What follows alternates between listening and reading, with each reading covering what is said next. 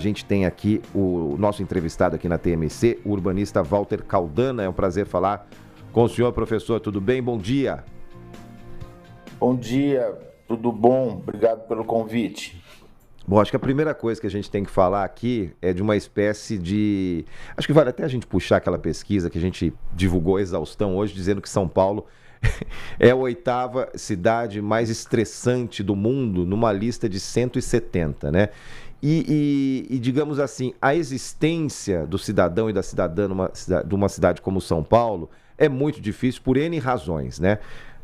Poluição, barulho, falta de segurança, congestionamentos, temperatura, porque é uma cidade extremamente cinza, né? Muito pouco verde, muito pouco marrom, mas muito cinza.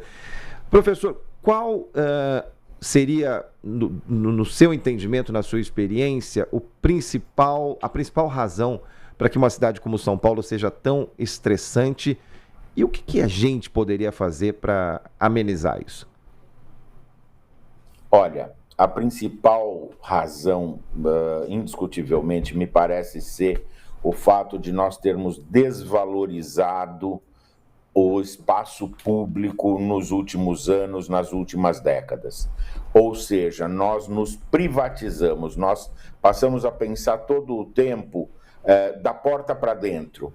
Quando a qualidade de vida de uma cidade se dá pela qualidade dos seus espaços públicos, em primeiro lugar. E, em segundo lugar, a qualidade dos seus serviços e equipamentos.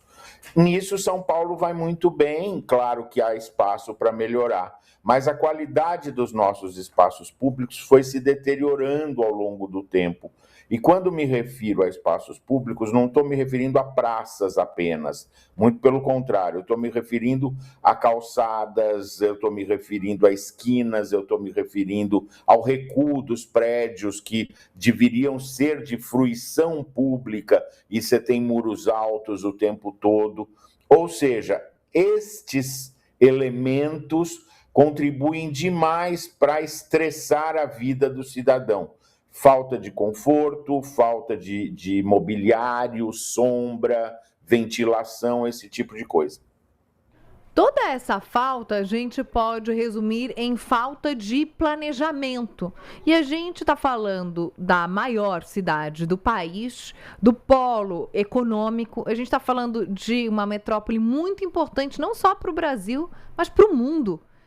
A partir de que momento é que faltou planejamento? A partir de que momento é que perdemos o fio da meada? E ainda é possível, havendo esforços políticos também, né? Que não é só a gente que precisa esforçar, a gente precisa, mas os políticos precisam. Havendo esforços, é possível a gente recuperar esse fio?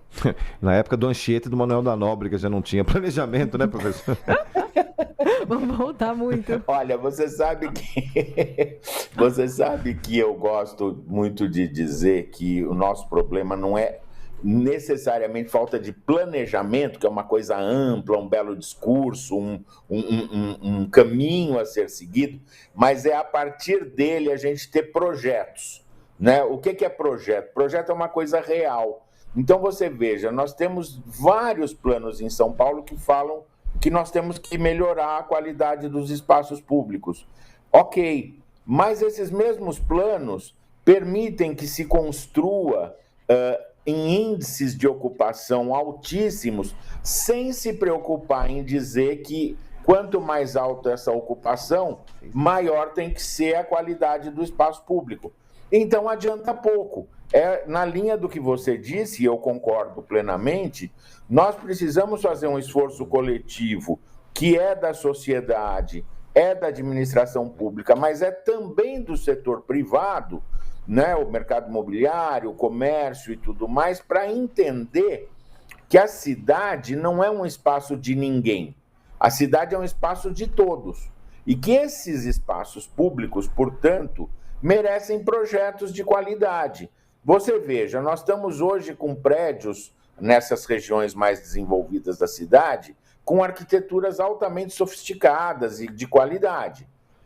E a relação desses prédios com a cidade não é tão boa quanto o próprio prédio. Ou seja, o segredo está no térreo.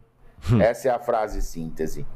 Professor, indo na cola do que disse a Joana e da sua resposta, eu tenho a sensação, até porque eu moro no centro e morei muito tempo da minha vida no centro da cidade, que o centro hoje em dia tem várias ilhas, inclusive muitas motivadas pela iniciativa privada e, assim, em tese não é um problema necessariamente isso, porque só com o poder público a gente não vai conseguir um centro vivo, mas me parece que entre essas ilhas tem uns pântanos, tem umas selvas que é muito difícil percorrer para ir de uma ilha para outra, né? A gente não tem navio, não tem barco, não tem jangada nem nada, né? E aí teria o poder público, nos seus, digamos, dois estratos, tanto o município como o estado, uma parte ou boa parte da responsabilidade. Como a gente sabe que não dá para começar uma cidade do zero, até porque está tarde demais, como seria integrar da maneira mais inteligente o poder público e a iniciativa privada para que, eu estou falando do centro, mas poderia ser qualquer outro bairro bastante movimentado, para que a gente possa conviver e voltar para a rua, né? Voltar para a rua com orgulho, com alegria, com tranquilidade, com sossego, enfim. Nós temos aí dois aspectos. Bom, primeiro, a sua observação é muito precisa. O centro de São Paulo, nos últimos 20, 25 anos, melhorou muito. Nós temos, sim, como você disse, já espaços, ilhas, como você chamou, muito interessantes, onde se tem feito investimentos importantes e há uma qualificação geral desses espaços, mas ainda de uma forma fragmentada. Por isso, essa sensação de ilhas, às vezes excessivamente isoladas entre si. Na verdade, nós temos dois aspectos a serem tratados. Um que é inegável, que é a questão da sensação de insegurança, não é?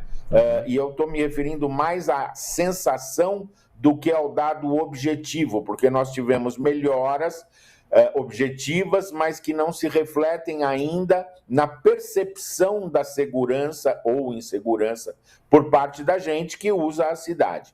Isso de um lado. Por outro lado, nos faltam equipamentos mais simples que façam com que a gente tenha vontade de estar no espaço público. Estou me referindo a bancos, estou me referindo à qualidade do calçamento, estou me referindo à sombra, estou me referindo, por que não, sanitários, estou me referindo a equipamentos como internet e esse tipo de coisa, que fazem no seu conjunto com que eu me sinta à vontade nesses espaços. O centro de São Paulo é um excelente exemplo, por quê?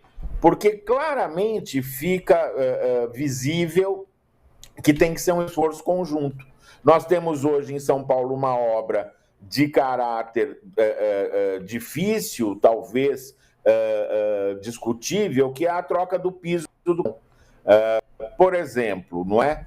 Nós precisamos cada vez mais que todo mundo, sociedade, comércio, prefeitura, discuta melhor essas ações e efetivamente tome decisões conjuntas para que cada vez mais a gente volte a sentir que a cidade é nossa, não é? Isso é muito importante, que o conjunto é nosso. A gente não tem ainda, como já tivemos em outros tempos, essa sensação. Bom, nós ouvimos aqui o professor Walter Caldana, ele é urbanista, bateu um bom papo com a gente aqui sobre São Paulo, seus sofrimentos, né? A gente podia repetir essa entrevista quando chegar mais no dia 25 de janeiro, porque no dia 25 de janeiro é aquele oba-oba, São Paulo, São Paulo, São Paulo. Então, quando a gente faz o raio-x antes, né, a gente já tem mais fundamentação para falar bem e mal, né? Bem e mal, porque tem pontos positivos e negativos da cidade, né? Professor, obrigado pela conversa aqui na TMC, um abraço e portas sempre abertas, professor. Eu que agradeço o convite, lembrando que a nossa cidade é, sim, estressante, mas, obviamente, é uma das melhores do mundo e temos muito o que fazer por aí. Obrigado. Um abraço. Tchau, tchau.